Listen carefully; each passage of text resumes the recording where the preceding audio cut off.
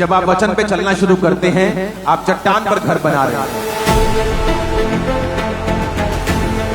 Church की blessing इस बात पे निर्भर नहीं करती कि चर्च कितनी बड़ी या छोटी है, वो इस बात पे निर्भर करती है कि उस वचन को जो बाइबल में लिखा है उसने कितना व्यक्तिगत उसे बनाया है या कितना सीरियसली वो उसे लेता है। एक व्यक्ति परमेश्वर को जानता था और एक आम विश्वासी था, और उन समयों की मैं बात कर रहा हूं जो समय आज तक का दुनिया का सबसे डिप्रेशन से भरा हुआ समय था।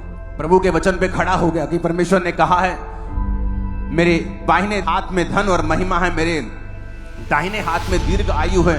उसने जब पढ़ा कि परमेश्वर के वचन में लिखा है कि हम गरीब नहीं रह सकते, परमेश्वर कहता है कि अगर तू अपने टाइट को, अपने दशवांत को बोएगा तो मैं तुझे इतनी बरकत दूंगा कि तेरे रखने के लिए जगह नहीं होगी।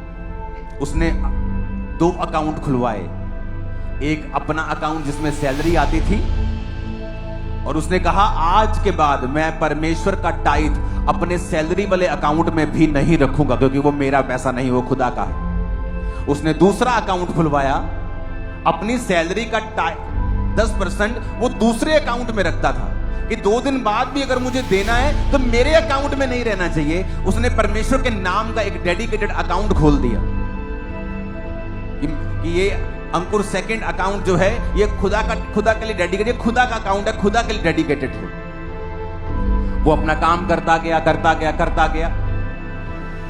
परमेश्वर ने उसके घर का माहौल धर्मी किया, उसकी पत्नी, उसका एक बच्चा हुआ, एक बेटा हुआ।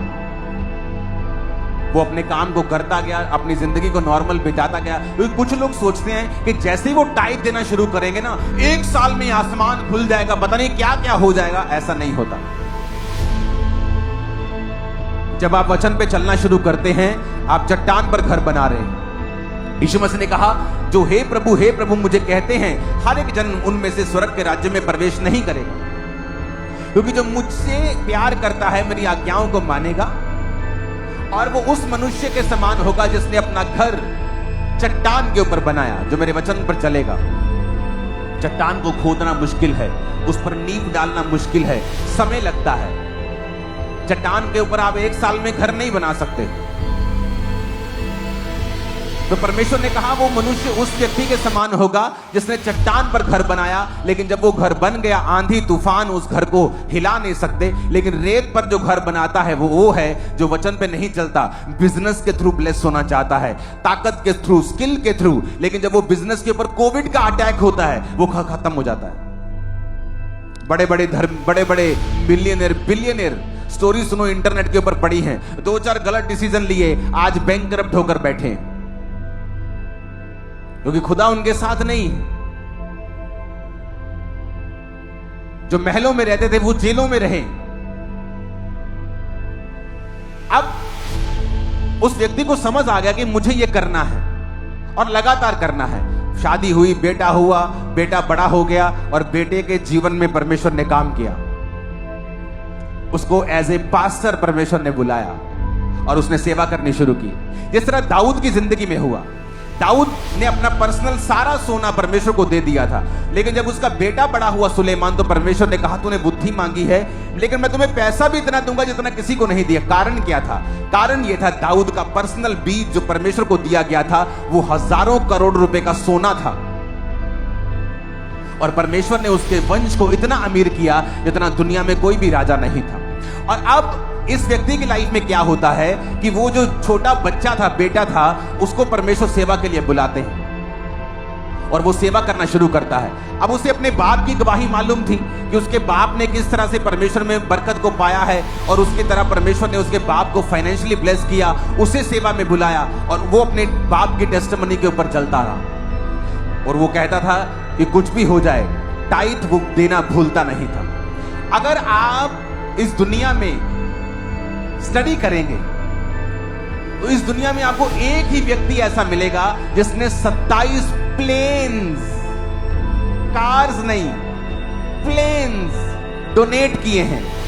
ये वही बेटा था जिसने 27 प्लेन्स डोनेट किए, जिसके बाप ने खुदा के लिए अलग खाता खुलवा दिया।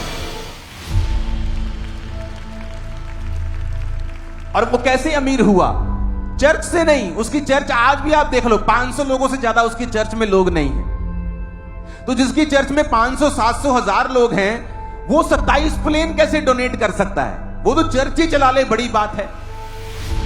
लेकिन हमेशा परमेश्वर ये प्रूफ करता है कि पास्टर की प्रोस्पेरिटी, पास्टर की ब्लेसिंग, चर्च की ब्लेसिंग इस बात पे निर्भर नहीं करती कि चर्च कितनी बड़ी या छोटी है। वो इस बात पे निर्भर करती है कि उस वचन को जो बाइबल में लिखा है उसने कितना व्यक्तिगत उसे बनाया है या कितना सीरियसली वो उसे लेता है।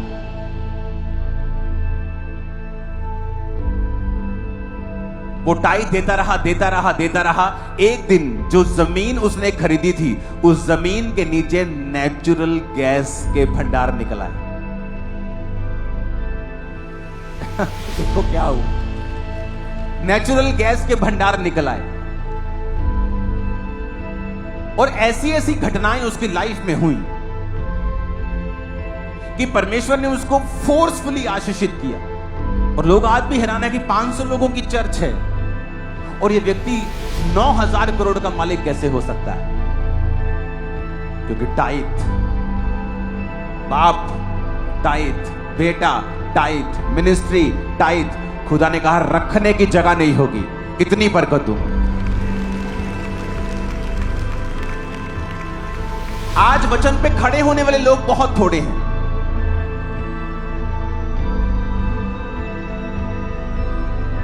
किसी के पास बेबी नहीं, वो वचन पढ़े, गर्भ का फल यहोवा की ओर से प्रतिफल है। आप चाहो तो इस वचन के ऊपर लड़ सकते हो परमेश्वर से कि प्रभु तेरे वचन में लिखा है।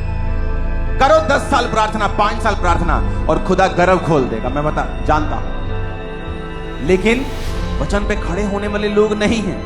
मुंह से कहते रहेंगे प्रभु कुछ कर, प्रभु मेरे को बेटा दे, मेरे जीवन में बेटी दे, कुछ कर कुछ कर। क्या करे परमेश्वर? वचन पे खड़े हो जाओ, वचन को व्यक्तिगत कर लो कि परमेश्वर कहता मैं टाइट दूंगा तो रखने की जगह नहीं होगी। चलो ठीक है, आज से मेरा डेडिकेशन हो गई।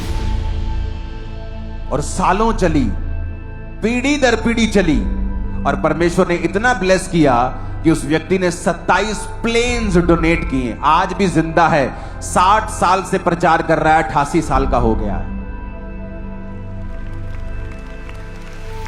अगर आप गूगल पे जाएं तो केनेथ कोपलैंड की गवाही आप पढ़ सकते हैं। इमेजिन करो कि किस तरह से परमेश्वर ने ब्लेस किया अपने लोगों को। आपको यह बात बड़े ध्यान से समझनी है कि जब आप वचन पे चलेंगे ना, कुछ घटनाएं होंगी ऐसी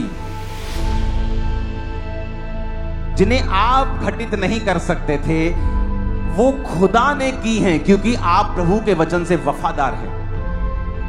हालेलुया।